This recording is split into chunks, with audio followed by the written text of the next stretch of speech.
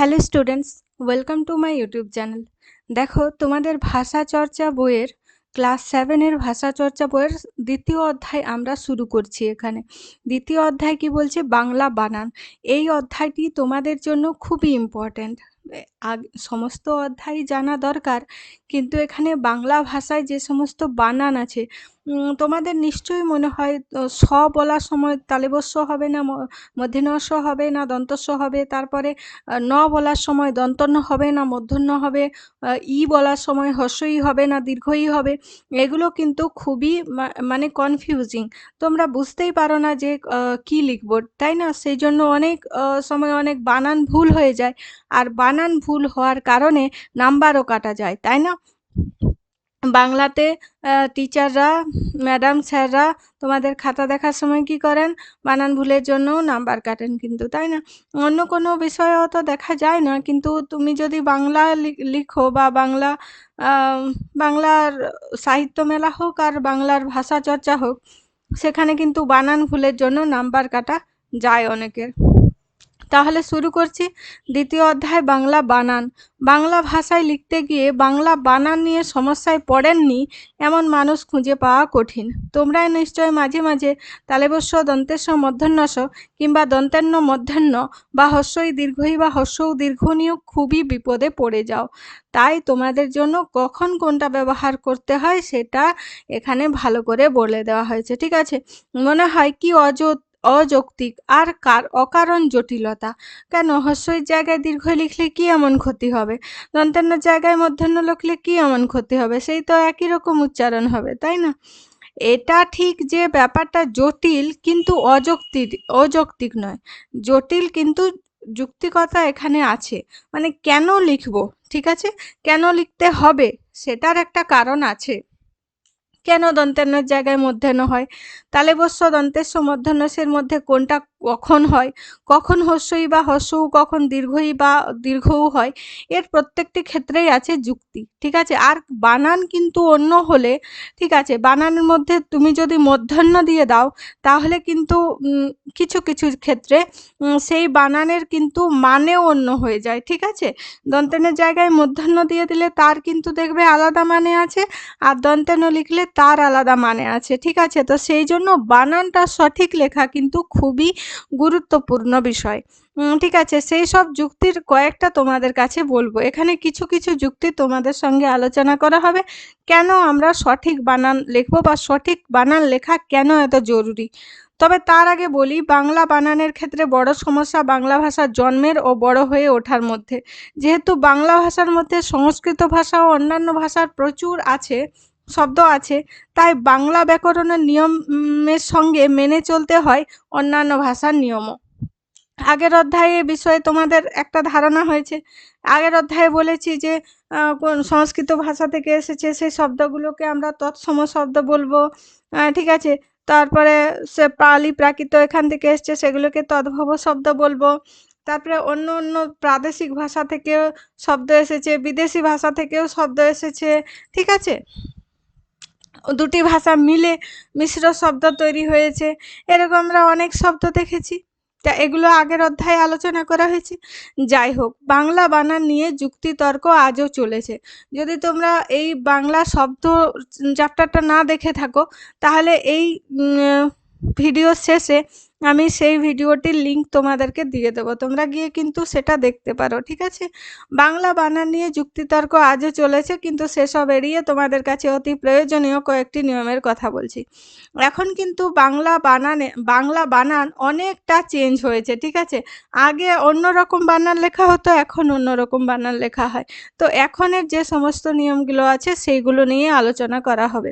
সংস্কৃত শব্দভাণ্ডার থেকে যে সব শব্দ বাংলা শব্দভাণ্ডারে গৃহীত হয়েছে, সেই সব শব্দকে তৎসম শব্দ বলে। এটা আগের চ্যাপ্টারে পড়েছো যে সংস্কৃত শব্দ থেকে যে শব্দ সরাসরি বাংলাতে এসছে তাকে তৎসম শব্দ বলছে। কিন্তু এখানে একটা কথা বলা প্রয়োজন, বাংলার সংস্কৃত শব্দ গৃহীত হলেও সেই সব শব্দের সংস্কৃত উচ্চারণের রূপটি কিন্তু গৃহীত হয়নি, ঠিক আছে? যেমন বাংলায় বৃক্ষ শব্দটি উচ্চারণ হয় বৃক্ষ, অথচ সংস্কৃত উচ্চারণ রীতি অনুযায়ী হবে ব্রিক্স, ঠিক আছে? তা অর্থাৎ বৃক্ষ শব্দটি তৎসম শব্দ হিসাবে বাংলা শব্দভাণ্ডারে গৃহীত হলেও উচ্চারণের ক্ষেত্রে তা বাংলা ভাষার নিজস্ব উচ্চারণ রীতি অনুযায়ী উচ্চারিত হয়। সেগুলো শব্দটা যদিও এক, কিন্তু তার সেটাকে বলার যে ধরন সেটা কিন্তু আলাদা। ঠিক আছে? থেকে বোঝা যায় যে সংস্কৃত উচ্চারণ রীতি ও বাংলা উচ্চারণ রীতির মধ্যে কিছু পার্থক্য আছে। যেমন সংস্কৃত উচ্চারণে হ্রস্ব ও দীর্ঘ ভেদ আছে, অর্থাৎ হ্রস্বই এবং দীর্ঘই বা হ্রস্ব এবং দীর্ঘ উচ্চারণ এক নয়, কিন্তু বাংলায় হ্রস্ব ও দীর্ঘ ভেদ নেই। হ্রস্বই এবং দীর্ঘই কিংবা হ্রস্ব এবং দীর্ঘ উচ্চারণ একই। নদীর ই দীর্ঘইয়ের উচ্চারণ এবং যদির হ্রস্বইয়ের উচ্চারণ বাংলা একই। এইভাবে রিকারের উচ্চারণ বাংলায় রয়ে হ্রস্বই বা র ফলার মতো হয়ে যায়। কিন্তু উচ্চারণের সঙ্গে যেহেতু বানান বহু ক্ষেত্রেই সম্পর্কিত নয়, তাই বানানের ক্ষেত্রে তৎসম শব্দের বানান সংস্কৃত ব্যাকরণ অনুযায়ী হবে। অর্থাৎ নদী শব্দের কখনোই হ্রস্বইকার হবে না, দীর্ঘইকারই হবে। তবে সংস্কৃত ব্যাকরণে বহু শব্দের বিকল্প বানান আছে। বাংলা ভাষায় ধ্বনি ও উচ্চারণ রীতি অনুযায়ী বিকল্প বানানের মধ্যে থেকে গ্রহণ করার সুযোগ আছে।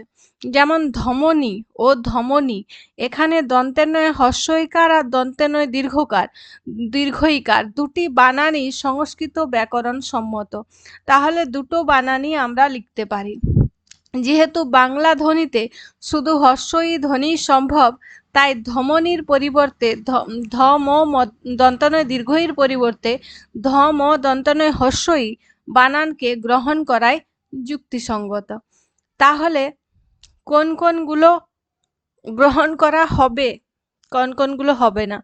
অব দন্তনয় হ্রস্বই, ধম দন্তনয় হ্রস্বই, তালেবস্যই রফলা মধ্যাহ্নয় হ্রস্বই, দন্তেশ্বর র মধ্যাহ্নয় হ্রস্বই, দন্তস্বয়াকার র মধ্যাহ্নয় হ্রস্বই, সারণী র জ দন্তনয় হ্রস্বই, রজনী পদ বয়সী পদবী, গয়সু মধ্যাহ্নয়াকার ব লয়সী গুণাবলী, দন্তনয়াকার ময়াকার ব লয়সী নামাবলী, পয়রফলা তালবস্যয় নয়াকার ব দন্তন আকার ব লয়সী প্রশ্নাবলী, আবলী, অঙ্গুরি। ঠিক আছে? অঙ্গুলি, কুটির, উষা, উষসী, এগুলোতে আমরা কি করব? এই বানান বিকল্প বানানগুলো গ্রহণযোগ্য, এগুলো গ্রহণযোগ্য নয়। দেখো এগুলোতে দীর্ঘইকার আছে, দীর্ঘইকারগুলো গ্রহণযোগ্য নয়, এবং উষাতে দীর্ঘউকারটা গ্রহণযোগ্য নয়, এবং উষসীতেও দীর্ঘউকারটা গ্রহণযোগ্য নয়। এখানে সংস্কৃত ইন প্রত্যয়ান্ত শব্দ কর্তৃকারকে একবচনে দীর্ঘইকারান্ত হয়। ঠিক আছে? এবং বাংলায় সেই রূপে ব্যবহৃত হয়। অভিমুখীন, সেটা কর্তৃকারকের একবচনে অভিমুখী হয়। আততায়ীন, এটা হচ্ছে আততায়ী হয়, দীর্ঘই হয়। তাহলে শশীন, এখানে শশী দীর্ঘইকার হয়। সহযোগীন, এর থেকে সহযোগী। মন্ত্রীন থেকে মন্ত্রী। এই শব্দগুলি যখন সমাসবদ্ধ হয় বা সংস্কৃত প্রত্যয়যুক্ত হয়, তখন শব্দের শেষে দীর্ঘই আবার হ্রস্বইতে পরিণত হয়। যেমন শশীভূষণ, এটা তালেবস্যয় হ্রস্বই হবে। মন্ত্রিসভাতে মধ্যে তয়রফলা হ্রস্বইকার হবে। সহযোগিতাতে হ্রস্বইকার হবে। সহযোগীতে দীর্ঘইকার হবে, আর সহযোগিতাতে হ্রস্বইকার হবে। ঠিক আছে? বোঝা গেল? ঠিক আছে, দীর্ঘইকার কোথায় হবে তাহলে এখানে বোঝা গেল। এখানে ইন প্রত্যয়যুক্ত যেগুলো আছে সেগুলোর শেষে দীর্ঘইকার হবে। ঠিক আছে? আর তার সঙ্গে যদি আরো কোনো প্রত্যয় যোগ হয় তখন কিন্তু সেটা হ্রস্বইকার হয়ে যাবে। কিন্তু এই শব্দগুলোর সঙ্গে যদি তৎসম প্রত্যয় যুক্ত হয় তাহলে তা যুক্ত হবে বাংলার রূপের সঙ্গে। অর্থাৎ মন্ত্রীগিরিটা, মন্ত্রী দন্তনয় তরফলা হ্রস্বই হবে না, এখানে গিরিটা তো বাংলা হচ্ছে না প্রত্যয়, তাহলে এখানে এখানে কি হচ্ছে যে অতৎসম প্রত্যয় যুক্ত হয়, মানে তৎসম নয়। তাহলে গিরিটা তো তৎসম প্রত্যয় নয়, তাহলে সেই জন্য এখানে কি মন্ত্রী দীর্ঘইকারই হবে, আর এখানে হ্রস্বইকার হবে না। ঠিক আছে? মন্ত্রী সভা, এখানে সভাটা কি হচ্ছে? তৎসম প্রত্যয়, তো সেই জন্য হ্রস্বইকার হচ্ছে। আর তৎসম প্রত্যয় যদি না হয় তাহলে হ্রস্বইকার দীর্ঘইকার হবে। ঠিক আছে? অতৎসম শব্দের ক্ষেত্রে দীর্ঘ স্বরের বদলে হর্ষস্বরই ব্যবহারই সমর্থনযোগ্য। যেমন হয় দীর্ঘ ই আকার হীরা ছিল, এখন আমরা এটাকে হিরে বলতে পারি। পক্ষী থেকে পাখি ক্ষয়স্বই, ধুলা থেকে ধয় দীর্ঘ হলো আকার থেকে ধুলো ধয়স্ব হলো আকার ধুলো। এই দুটি বাক্য তুমি কি খাবে আর তুমি কি খাবে। তুমি কি খাবে প্রথমটা কয়স্বই কি আছে, তুমি কি খাবে, এটার উত্তর হ্যাঁ বা নাই। আর তুমি কি খাবে মানে তোমাকে সেটা বলতে হবে যে তুমি কি জিনিসটা খাবে, ঠিক আছে। এই দুটি বাক্যের আপাত দৃষ্টিতে প্রায় একই, এই দুটি বাক্য আপাত দৃষ্টিতে প্রায় একই, তুমি কি খাবে, ঠিক আছে। কিন্তু আমরা যখন কোশ্চেন করছি তুমি কি খাবে, এটা হলো প্রথমটা, আর দ্বিতীয় হচ্ছে তুমি কি খাবে, ঠিক আছে। তাহলে শুধু প্রথম বাক্যে আছে কয়স্বই কি আর পরের বাক্যে আছে কয় দীর্ঘই কি। এই পার্থক্যটি ছোট হলেও এর তাৎপর্য বিরাট। প্রথম প্রশ্নের উত্তর হ্যাঁ বা না এ হবে, অর্থাৎ সে খাবে না বা সে খাবে। তাহলে প্রশ্নটা হচ্ছে তুমি কি খাবে, সে বলবে যে আমি খাবো বা আমি খাবো না। দ্বিতীয় প্রশ্নের উত্তর হ্যাঁ বা না এ নয়, অন্য কিছু হবে, অর্থাৎ সে ভাত বা ডাল ইত্যাদি খাবে। তাকে জিজ্ঞাসা করা হচ্ছে তুমি কি খাবে, ঠিক আছে, তখন সে বলবে যে আমি ভাত খাবো বা আমি ডাল খাবো, এই ধরনের। তাহলে বোঝা গেল হ্রস্বইকার বা দীর্ঘইকারের প্রয়োজনীয়তাটা কি। আমি এটা কিন্তু আগেই বলেছিলাম যে হ্রস্বইকার বা দীর্ঘইকার এটা চেঞ্জ হলে কয়েকটি শব্দ আছে যাদের মানেও চেঞ্জ হয়ে যায়, ঠিক আছে। তো এটা হচ্ছে তার একটা উদাহরণ। সুতরাং যখন প্রশ্নের উত্তর হ্যাঁ বা না হবে তখন হবে কয়স্বই কি। আবার যখন প্রশ্নের উত্তর হ্যাঁ না ছাড়া অন্য কিছু হবে তখন হবে কয় দীর্ঘই কি। এটা কিন্তু তোমরা তোমাদের প্রশ্নপত্র, যেটা তোমাদের কোশ্চেন পেপার পরীক্ষা দাও, সেখানেও কিন্তু দেখতে পারো, ঠিক আছে। যদি কোনো কিছুর নাম লিখতে হবে তখন কয় দীর্ঘই কি থাকে, আর যদি হ্যাঁ বা না হবে তখন কয়স্বই কি থাকে। এই কারণেই কিভাবে কয় দীর্ঘই কিভাবে হচ্ছে, কয় দীর্ঘই কিরকম, কয় দীর্ঘই কি জন্য হবে, এছাড়া বিস্ময় আবেগ ইত্যাদি বোঝাতেও দীর্ঘইকার ব্যবহৃত হতে পারে। কি দারুণ খেললো ভারত, ঠিক আছে। তাহলে এখানে কয় দীর্ঘই কি হচ্ছে, তো এটা বিস্ময়, কি দারুণ খেললো, বিস্ময় বোঝাচ্ছে, আবেগ আবেগ একটা বোঝাচ্ছে, সেই জন্য দীর্ঘইকার হবে, ঠিক আছে। তৎসম শব্দের শেষে বিসর্গ উচ্চারিত হয় না বলে সংস্কৃত তস বা সস প্রত্যয়ান্ত শব্দের শেষে বিসর্গ কালক্রমে বর্জিত হয়ে গেছে। যেমন ক্রমশ, ফলত, সর্বত। আমরা এখন কি লিখি কয়রফলা ম তালেবস্য, ঠিক আছে। এই শব্দগুলো বিসর্গ ছাড়াই লেখা হয়, এর ফলে অহরহ হবে, অহরহ হবে না। ইতস্তত এটা হয়ে যাবে ইতস্তত, ইতস্তত হবে না, ঠিক আছে। কিন্তু বিসর্গ সন্ধির ক্ষেত্রে প্রথম শব্দের শেষের বিসর্গটি সন্ধিবদ্ধ হলেও যদি অবিকৃত থাকে বাংলা বানানের সেই বিসর্গটি থাকবে। যেমন বয়ঃ প্লাস সন্ধি বয়ঃসন্ধি, অধঃ যুক্ত পাত অধঃপাত, এগুলো। অনেক ক্ষেত্রে দেখা যায় উ এর বদলে অনুস্বার ব্যবহার হয়। উ থাকলেই তার জায়গায় অনুস্বার ব্যবহৃত হবে এমনটা নয় মোটেও। তৎসম শব্দের সন্ধির কারণে পূর্বপদের শেষে ম থাকলে তার জায়গায় উ বা অনুস্বার হয়। যেমন অহম যুক্ত কার, এটা অহংকার, অনুস্বার দিয়েও লিখতে পারো, উ দিয়েও লিখতে পারো। আমরা বেশিরভাগ এই অনুস্বার দিয়েই লিখি, কিন্তু যেখানে সন্ধির মধ্যে ময়ের জায়গায় অনুস্বার আসেনি সেখানে অনুস্বার হবে না। অনক যুক্ত অল, অঙ্ক হবে, ঠিক আছে। তাহলে অঙ্কর সন্ধি বিচ্ছেদ অনক যুক্ত অল, অনুস্বার ক হবে না। এইভাবে আকাঙ্ক্ষা, আকা অনুস্বার আ কয়াকার অনুস্বার খয়াকার নয়, কিন্তু আতঙ্ক এটা আ ত অনুস্বার ক নয়, বঙ্গ ব অনুস্বার গ নয়, সঙ্গ স অনুস্কার গ নয়, ঠিক আছে। তাহলে এগুলোতে উ ব্যবহার হয়, অনুস্বার নয়। আবার ময়ের পরে বর্গীয় ব থাকলে তা ময়ই হবে, অনুস্বার হবে না।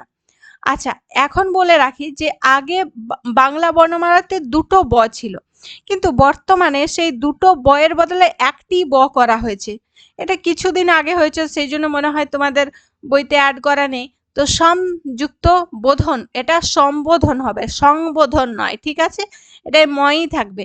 কিন্তু যদি বর্গীয় ব না হয়ে অন্তস্থ ব হয়, ঠিক আছে, তো দেখো দুটো আলাদা ব, তাহলে তখন হয়ে যাবে কিংবদন্তি। এখন কিন্তু দুটো বয়ের জায়গায় একটা মানে যে কোনো একটা ব লিখলেই হবে, সেই বয়ের উচ্চারণই হবে প্রিয়ংবদা। রেফ ব্যবহার করলে পরবর্তী ব্যঞ্জন নিয়ে অনেক ক্ষেত্রে অসুবিধে দেখা যায়। অর্থাৎ অর্জন না অর্জন, কর্ম না কম্ম, অর্ঘ্য না অর্ঘ্য ঘয়ে জফলা, সূর্য না সূর্য। এ ব্যাপারে মনে রাখবে রেফের পরবর্তী ব্যঞ্জনের দ্বিত ঘটবে না। মানে এখানে রেফের পরবর্তী ব্যঞ্জনে দ্বিত ঘটবে না, সুতরাং অর্জন কর্ম হবে, ঠিক আছে, অর্জন হবে আর কর্ম হবে, কর্ম নয়। কিন্তু অর্ঘ্য আর অঘয়রেফ জফলা আর অঘয়রেফ আর দন্তস্বয় দীর্ঘ অন্তস্তজয় রেফ আর দন্তস্বয় দীর্ঘ অন্তস্তজয় রেফ জফলা, এর ক্ষেত্রে কি হবে? এখানে দ্বিত ঘটেনি, অর্ঘ্য, এখানে অর্ঘ্য ঠিক। আর সূর্য এখানে দেখো দ্বিত ঘটছে, তো সেই জন্য সূর্য, এই বানানটি ঠিক হবে। এখানে জ বর্জনীয়। যদি দুটো জ হয় ঠিক আছে, তাহলে এখানে কি হবে? একটা জ বর্জনীয় হবে, ঠিক আছে। বাংলা বানানের ক্ষেত্রে জেনে নেওয়া যায় প্রয়োজন কোথায় মূর্ধন্য হবে আর কোথায় মূর্ধন্য স হবে। প্রথমে আসি মূর্ধন্যের বিষয়ে। কোথায় মূর্ধন্য হবে? রি, র, মূর্ধন্য স, এই তিন বর্ণের পরের শব্দের মধ্যে দন্তেন্নর বদলে কি হবে? মূর্ধন্য হবে। যেমন ঋণে মূর্ধন্য হয়, বর্ণতে মূর্ধন্য হয়, ঘৃণাতে মূর্ধন্য হয়, স্বর্ণ এখানে মূর্ধন্য হয়, তৃণ এখানে মূর্ধন্য হয়, জীর্ণ এখানে মূর্ধন্য হয়, সহিষ্ণু এখানে মূর্ধন্য হয় ইত্যাদি। এই কারণে প্র, পরা, পরি ও নির এই চারটি উপসর্গের পরে মূর্ধন্য হবে। যেমন পরায়ণ মূর্ধন্য, প্রণাম মূর্ধন্য, নির্ণয় মূর্ধন্য। এই মূর্ধন্যগুলো কিন্তু মনে রাখতে হবে। প্রণাম, নির্ণয়, পরিণাম এগুলোতে কি হবে? মূর্ধন্য হবে। এটা কিন্তু মনে রাখতে হবে এগুলো, ঠিক আছে। এরপরে আছে রি, র, মূর্ধন্য স, ঠিক আছে।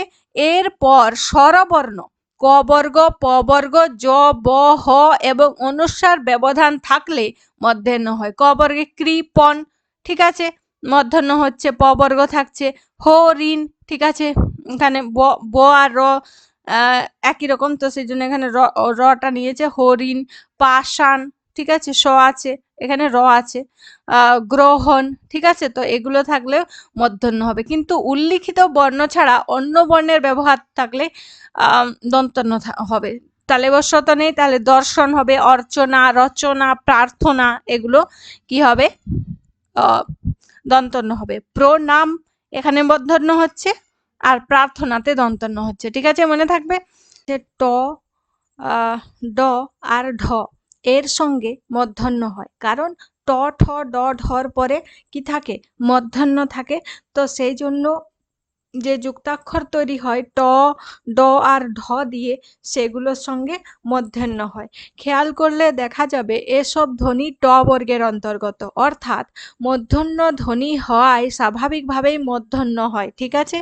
যেমন ঘণ্টা, ট আছে তো মূর্ধন্য হয়েছে। দণ্ড, ড আছে তো মূর্ধন্য হয়েছে। পণ্ডিত, ড আছে তো মূর্ধন্য হয়েছে। কণ্টক, লুণ্ঠন, কণ্ঠ।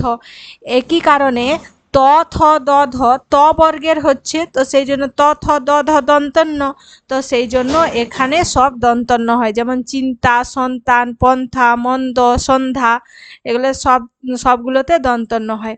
পূর্ব ও অপর পরের শব্দের পরবর্তী অহ্ন শব্দের দন্তন্য হয়ে যায় মূর্ধন্য। যেমন পরাহ্ন, অপরাহ্ন এগুলো সব মূর্ধন্য হয়। পার, পর, পার, উত্তর, চান্দ্র এবং নার, নার এই শব্দের পরবর্তী অয়ন শব্দে দন্তন্য হয়ে যায় মূর্ধন্য। যেমন পরায়ণ, পর আর অয়ন, পর যোগ অয়ন, পার যোগ আয়ন কি হয়? অয়ন হয় পারায়ণ। উত্তরযুক্ত অয়ন উত্তরায়ণ, এগুলোতে সবগুলোতে চান্দ্রায়ণ, চন্দ্রযুক্ত অয়ন, নারযুক্ত আয়ন নারায়ণ, অয়ন নারায়ণ, এগুলোতে সবগুলোতে কি হয়? মূর্ধন্য হয়, ঠিক আছে। কতগুলি শব্দের মূর্ধন্য স্বাভাবিক। ভাষাবিদ জ্যোতিভূষণ চাকি এই শব্দগুলিকে নিয়ে একটি কবিতা রচনা করেছেন। মনে রাখার সুবিধার জন্য এখানে তার কিছু শব্দ উল্লিখিত হলো। বাণিজ্য, লাবণ্য, শোণিত, আপন, কঙ্কন, কোণ, গণনা, গণিত, চাণক্য, তুন, নিপুণ, লবণ, বণিক, গুণ, বীণা, কণা, মণি, পানি, বাণ, পণ, মাণিক্য, নৈপুণ্য, গণ্য, ফণী, পুণ্য, গণ। ঠিক আছে, তো এই শব্দগুলোতে মূর্ধন্য হয়। এবার দেখি কোথায় কোথায় মূর্ধন্য হয়। ঠিক আছে, রি এর পরে মূর্ধন্য হয়, যেমন ঋষভ, ঋষি, এগুলো। ট ও ঠ এর আগের শীষ ধ্বনি মূর্ধন্য হয়, যেমন নষ্ট, বেষ্টন, সাষ্টাঙ্গ, অনুষ্ঠান। ঠিক আছে, ট আর ঠ এ যদি কোনো যুক্তাক্ষর থাকে তাহলে মূর্ধন্য হবে। অ আ ভিন্ন স্বরবর্ণ এবং ক ও র এর পরবর্তী বিভক্তি ও প্রত্যয়ে দন্তেস্ব হয়ে যায় মূর্ধন্য। যেমন বিষয়, পরিষ্কার, মুমূর্ষু, শুশ্রূষা, শ্রীচরণেষু। ঠিক আছে, তাহলে এখানে ক আর র এর পরবর্তী যদি বিভক্তি ও প্রত্যয়ে কি হয়ে যায়, মূর্ধন্য হয়ে যায়। ঠিক আছে, কিন্তু সাত প্রত্যয়ে দন্তেস্ব মূর্ধন্য হয় না, যেমন অগ্নি সাত, সাত সাত থাকলে এখানে কি হয়ে যাবে, দন্তস্ব হবে। ঠিক আছে, ভূমির সাত, ধূলির সাত, অতি, অধি, অনু, অপি, অভি, নি, পনি, অতি, প্রতি, বিশু, এগুলো কি এই উপসর্গগুলির পর কতকগুলি ধাতুর দন্তেস্ব হয়ে যায় মূর্ধন্য। যেমন প্রতিষেধ, অভিষেক, নিষেধ, সুষমা, বিষম, এগুলো। পিতৃ ও মাতৃ শব্দের সঙ্গে দন্তেশ্বয় ব, দন্তেশ্বয় রি। ঠিক আছে, শব্দের যোগ হলে সশ্রী শব্দের প্রথমে দন্তেস্ব হয় এবং দন্তেস্ব হয়ে যায় মূর্ধন্য। যেমন মাতৃশশা, পিতৃশশা। ঠিক আছে, এগুলোতে মূর্ধন্য হয়। কতকগুলি শব্দের মূর্ধন্য স্বাভাবিক। এখানে এ বিষয়ে ভাষাবিদ জ্যোতিভূষণ চাকির কবিতা থেকে নেওয়া কয়েকটি শব্দ উল্লেখ করা হলো। আষাঢ়, ঈষৎ, ঊষর, নিকষ, বিশেষণ, ভাষা, উষা, বিশেষ, ষড়শ, বিষাণ, বিষ, পুষ্প, দোষ, মহিষ, মুশিক, প্রদোষ, প্রত্যুষ, ভূষণ, ভূষা, শেষ, বাষ্প, ভাষ্য, পোষ্য, মেষ। ঠিক আছে, এগুলো কি হয়ে গেল, এগুলোতে মূর্ধন্য থাকে। এই নত্যবিধি, এক হচ্ছে সত্যবিধি আর নত্যবিধি, মানে স কোথায় বসবে সেটা হচ্ছে সত্যবিধান, আর ন কোথায় বসবে সেটা হচ্ছে নত্যবিধান। ঠিক আছে, এই নত্যবিধি তৎসম শব্দের ক্ষেত্রেই প্রযোজ্য।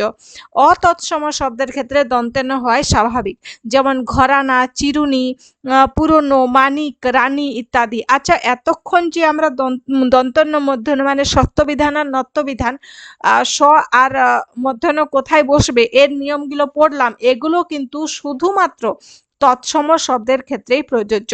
তদ্ভব হলে তদ্ভব, অতৎসম মানে তদ্ভব, বিদেশি শব্দ, প্রাদেশিক শব্দ, যে কোনো দেশি শব্দ, যে কোনো শব্দ হলে সেখানে দন্তন্যয় বসবে। ঠিক আছে, অতৎসম শব্দের ক্ষেত্রে মূর্ধন্য বর্গের বর্ণের সঙ্গে যুক্ত থাকলেও দন্তন্য হবে, যেমন গন্ডার, মুন্ড ইত্যাদি। গন্ডার এখানে ড থাকছে কিন্তু তবুও এটা তৎসম শব্দ নয়, সেই জন্য দন্তন্য হচ্ছে। ঠিক আছে, মুন্ডা। কয়েকটি ব্যতিক্রম শব্দের উল্লেখ করা দরকার, যেমন কুন্ডু, মুন্ডু ইত্যাদি, এগুলো ব্যতিক্রম। বাংলা শব্দ ভাণ্ডারে যেমন আরবি, ফার্সি, তুর্কি, ইংরেজি, জার্মান, পর্তুগিজ, ফরাসি শব্দ আছে, সেগুলোর ক্ষেত্রে হ্রস্ব স্বরচিহ্ন ব্যবহার করাই বাঞ্ছনীয়। যেমন কিডনি, জার্মানি, জার্মানি মধ্যন্ত নয়, দীর্ঘই নয়। ইভ, দীর্ঘই ভ নয়। ঠিক আছে, গির্জা, গয়ে দীর্ঘই নয় ইত্যাদি। এই ধরনের শব্দের ক্ষেত্রে মূর্ধন্য ব্যবহার না করে দন্তন্য ব্যবহারই কাম্য, যেমন ইরান, কনসার্ন ইত্যাদি। এইভাবে মূর্ধন্যস্বর ব্যবহারও বর্জনীয়। উচ্চারণ অনুযায়ী তালেবস্য বা দন্তেশ্বয়ের ব্যবহার হবে। ইংরেজি এসটি এর জায়গায় বাংলায় দন্তেশ্বয় ট, এস এর জায়গায় দন্তেশ্ব এবং এস এইচ এর জায়গায় তালেবস্য এর ব্যবহার প্রচলিত। মূর্ধন্যস্ব এখানে ব্যবহার করা হয় না। বিদেশি নামের ক্ষেত্রে হ্রস্ব স্বরচিহ্ন ব্যবহার করা বাঞ্ছনীয়, যেমন শেলি, কিটস, শেক্সপিয়ার ইত্যাদি। এরপরে বাঙালি পদবীর ইংরেজি ধরনের উচ্চারণেও হ্রস্ব স্বরচিহ্ন হবে, যেমন ব্যানার্জি হ্রস্বইকার, গাঙ্গুলি হ্রস্বইকার ইত্যাদি। স্থান নাম যদি অতৎসম শব্দ হয় সেক্ষেত্রে হ্রস্বস্বর ন ব্যবহার হবে, দন্তন্য, যেমন দীঘা দয়ের হ্রস্বই, রানাঘাট দন্তেন্য। ঠিক আছে, ইত্যাদি। আচ্ছা, এইভাবে মানে দন্তন্য আর মূর্ধন্য, তালেবস্য, মূর্ধন্যস্ব, দন্তেস্ব এইরকম ভাবে ব্যবহার করা হয়। ঠিক আছে, তো এদের নিয়মগুলো কিন্তু খুবই ইম্পর্ট্যান্ট, এগুলো ভালো করে জেনে নেবে, মানে ভালো করে পড়বে যে কোনখানে কোন বানানটা হয়। ঠিক আছে, এর পরের দিন আমরা কি করব, হাতে কলমের প্রশ্ন উত্তর। আজকের ভিডিওতে এই পর্যন্ত। ভিডিওটি শেষ পর্যন্ত দেখার জন্য ধন্যবাদ।